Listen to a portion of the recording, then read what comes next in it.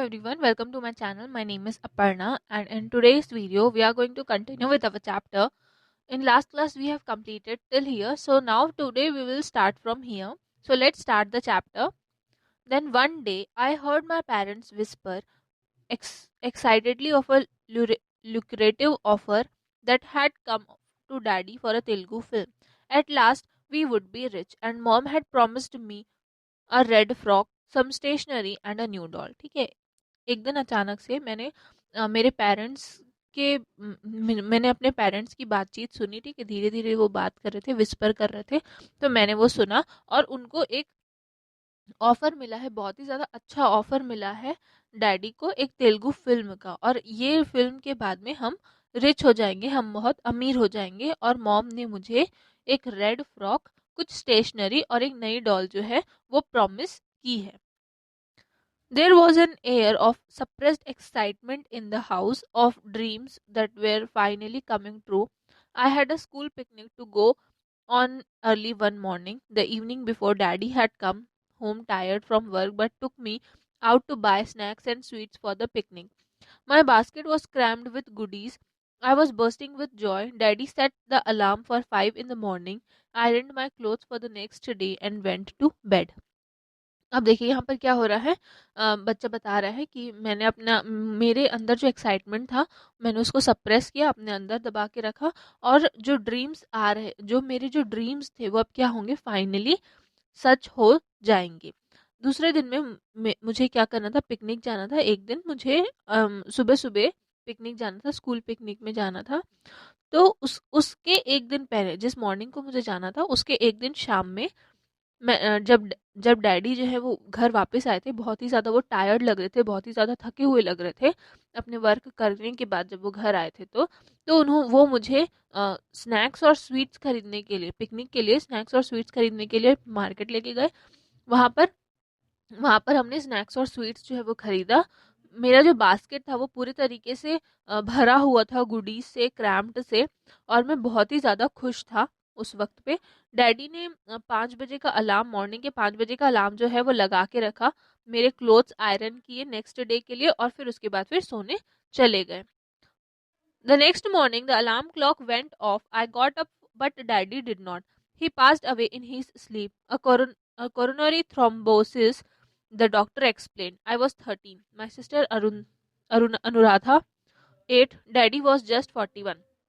Next morning में जो alarm clock था वो वेंट ऑफ, मीन्स यहाँ पर अलार्म क्लॉक जो था वो बजा.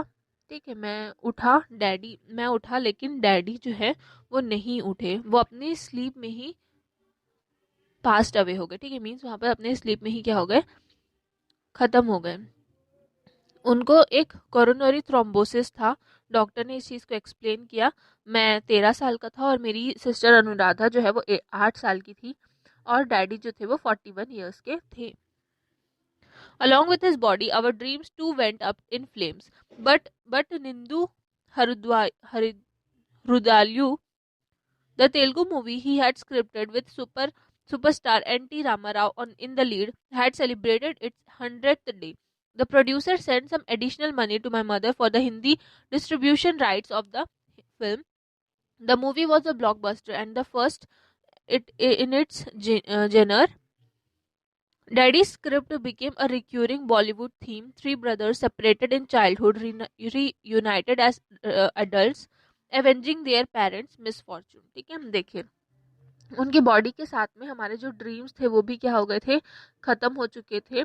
लेकिन जो निंदु हृदयालु था, ठीक है, वो क्या था, एक मूवी, तेलुगु मूवी का क्या था, स्क्रिप्ट था, जो कि सुपरस्टार एन.टी. रामाराव के लिए लीड में, ठीक है, एन.टी. रामाराव उसमें लीड में काम कर रहे थे. और उन्होंने, ठीक है, मीन्स जो मूवी थी उन्होंने 100th डे अपना सेलिब्रेट किया, 100वां दिन अपना सेलिब्रेट किया.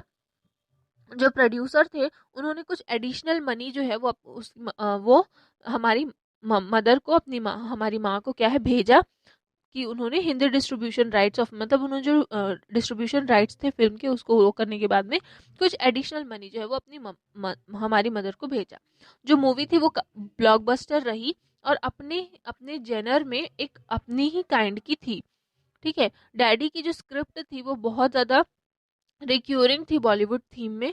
ठीक है, तीन भाई थे जो कि सेपरेट हो गए थे चाइल्डहुड में ही। ठीक है, तीन भाई थे जो कि बचपन में ही अलग हो गए थे और फिर अडल्ट होने के बाद में फिर से मिलते हैं और अपने पेरेंट्स के का एवेंज करते हैं। ठीक है, अपने पेरेंट्स की मिसफॉर्चून का एवेंज यहाँ पर करते हैं।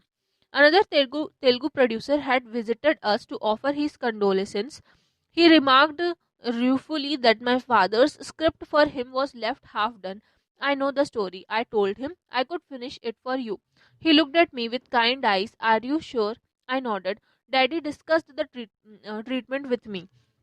He smiled at my use of jargon. I completed the script for him. My mother, who would been a teacher before her marriage, went back to support the family. We left our beloved home and city, moving to my mother's ancestral home in Bangalore. ठीक है, देखिए क्या हो गया है।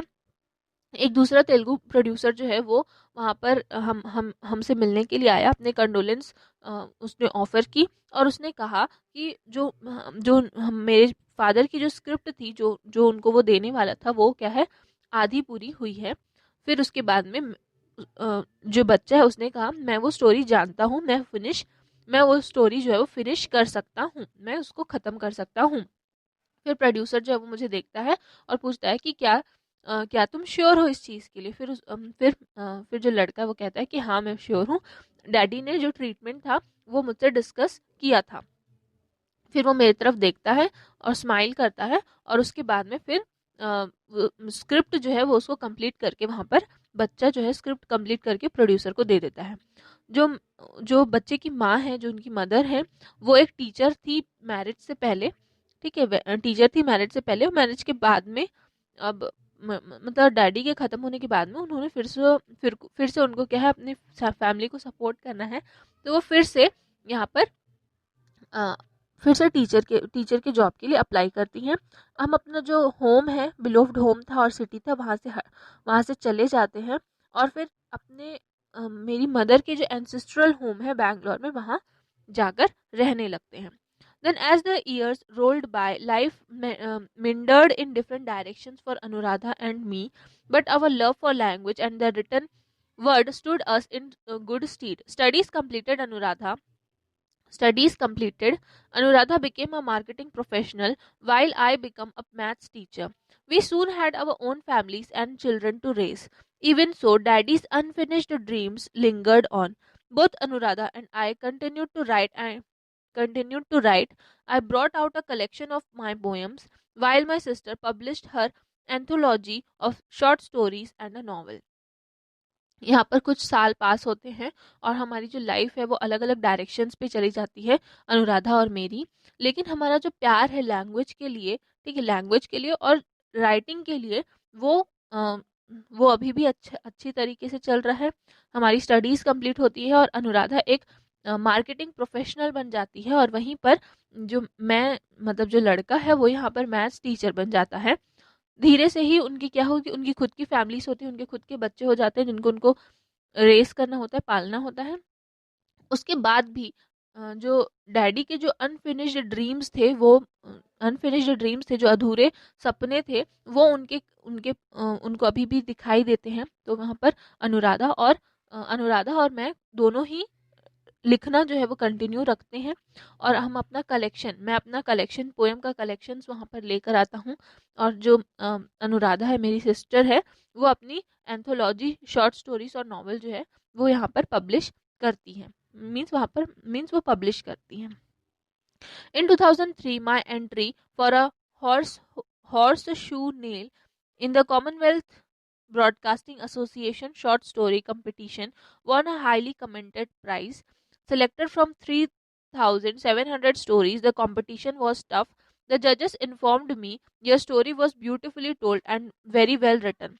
Centered on an organ donation racket, it was set in a remote Tamil Tamil Nadu village, but read across the world. A UK doctor used the story as a topic for debate among his university students. The following year, it was Anuradha's turn. She too won a highly commended prize for her story. Today, my elder daughter, Darshana Ramdev, is a journalist with the Deccan Chronicle. She always wanted to write my younger one. Diksha, studying computer science, is also an ardent writer and has an active cricket blog, The Tea Towel Explanation. I'm going to be a critic.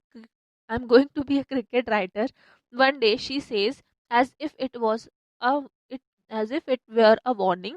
Let me finish my engineering. देखिए 2013 में, sorry 2003 में मेरी entry होती है एक हॉर्सनेल competition के लिए Commonwealth broadcasting association में, जिसमें शॉर्ट स्टोरी कंपटीशन होता है, जिसमें जो लड़का है उसने क्या है बहुत ही ज़्यादा हाईली कमेंडेड प्राइज जो है उसने जीता. करीब 3,700 स्टोरीज, 3,700 स्टोरीज में से उसकी स्टोरी जो है वो काफ़ी ज़्यादा अच्छी, मतलब उसकी स्टोरी के लिए उनको प्राइज़ मिला. और जो कंपटीशन था वो क्या था, बहुत ज़्यादा टफ था.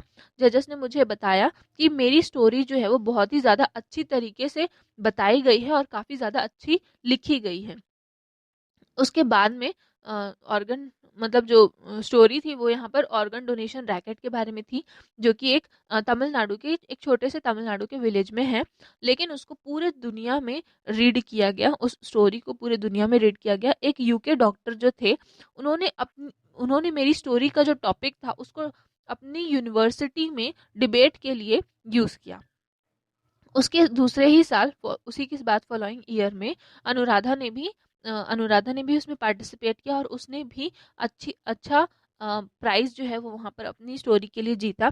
आज मेरी जो बड़ी बेटी है दर्शेना रामदेव, वो एक जर्नलिस्ट है डेक्कन क्रॉनिकल में, और वो हमेशा लिखना चाहती है. मेरी जो एक छोटी बेटी है, यंगर बेटी है दीक्षा, वो अभी कंप्यूटर साइंस की पढ़ाई कर रही है और वो भी एक आर्डेंट राइटर है. उसका एक एक्टिव क्रिकेट ब्लॉग है द टी टावल एक्सप्लेनेशन के नाम से.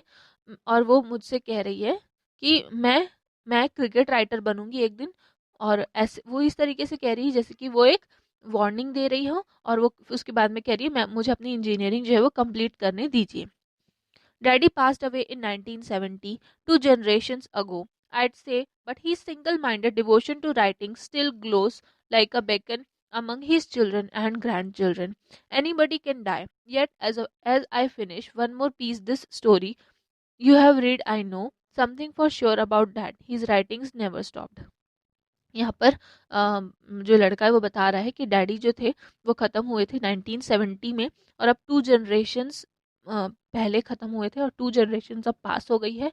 उसके बाद भी जो उनका जो सिंगल माइंड था, डिवोशन था राइटिंग के लिए, वो आज भी हमको दिखाई देता है उनके बच्चों और उनके ग्रैंड चिल्ड्रन में. ठीक है, उनके बच्चे और उनके ग्रैंड चिल्ड्रन में हमको ये चीज़ दिखाई देती है.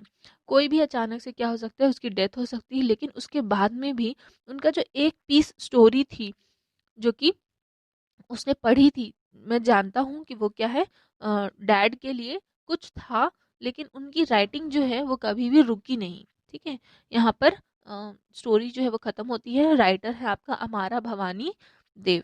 ठीक है, यहाँ पर आपको छोटा सा राइटर के बारे में दिया हुआ है कि वो अमारा भवानी देव जो है वो हाई स्कूल में मैथमेटिक्स के टीचर हैं, गुड शेपर्ड कॉन्वेंट बेंगलुरु में. 2003 में उन्होंने एक अवार्ड जीता है, हाईली कमेंडेड प्राइज जीता है, एक for a horseshoe nail में Commonwealth broadcasting short story competition में. ठीक है, यहाँ पर आपका चैप्टर जो है वो खत्म होता है. इसके बाद नेक्स्ट क्लास में हम अपना नेक्स्ट यूनिट जो है वो स्टार्ट करेंगे. Thank you.